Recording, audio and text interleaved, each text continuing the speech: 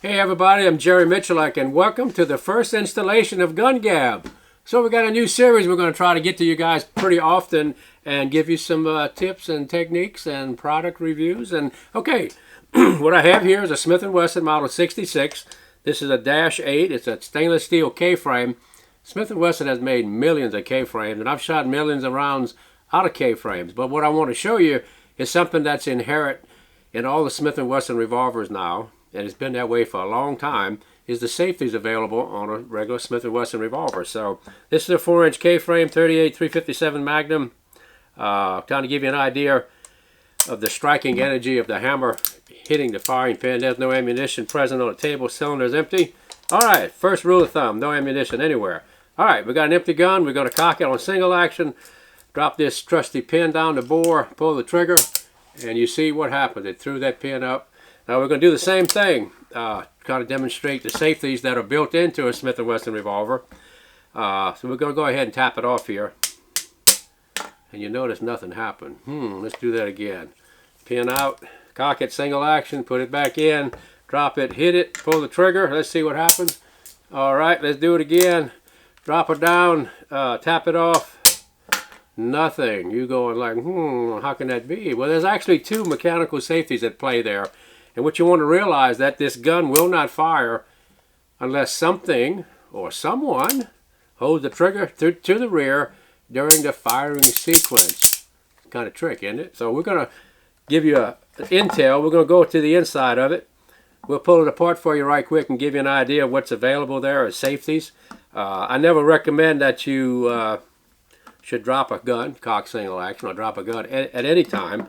But these safeties are there in place to prevent the hammer from hitting the firing pin unless something holds the trigger completely to the rear during the firing sequence. So one thing about taking a revolver down, guys, I always try to put the screws in the same relationship to the gun as what they were when they were assembled. So the first screw goes to the right, the center one in the center, and then of course the one that attaches the cylinder is the bigger of the three, and then you can't put that but all in one spot. But in one spot. So, okay, correct way to take a side plate off, guys. You don't get a screwdriver and pry it up. You get your soft-faced hammer, tap the back of the frame a little bit, and you see how that side plate is coming up. And there you have it. Side plate is off. So, if you look inside here, you see this little pivoting bar? This goes between the hammer and the firing pin all the time, unless that trigger is held completely to the rear, and it drops down to where the hammer can intercept the firing pin. So this is the #1 safety, or one of the safeties I should say. And the second safety is the trigger rebound slide. See if I can get everything in this. There we go. The trigger rebound slide is right here. You see this little mechanical block? This upper deck on it right here, if you watch the hammer when it goes into the resting position, it assumes a metal on metal. Why can't I say that today? Interaction with the hammer. So you see the hammer is off the firing pin. It's staged on top of this block, which is staged on top of the frame.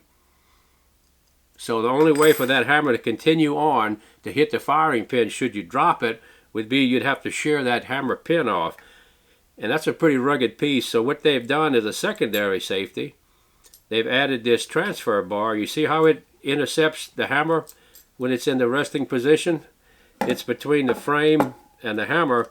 So there's really no way for this thing to fire unless you were to severely abuse it, break the hammer pin, and then get it to cock some kind of way to hit the firing pin. So a lot of things have to happen to make this gun fire. Totally safe to carry, fully loaded.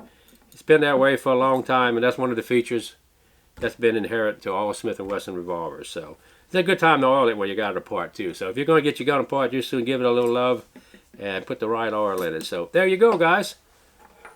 Smith & Wesson safeties.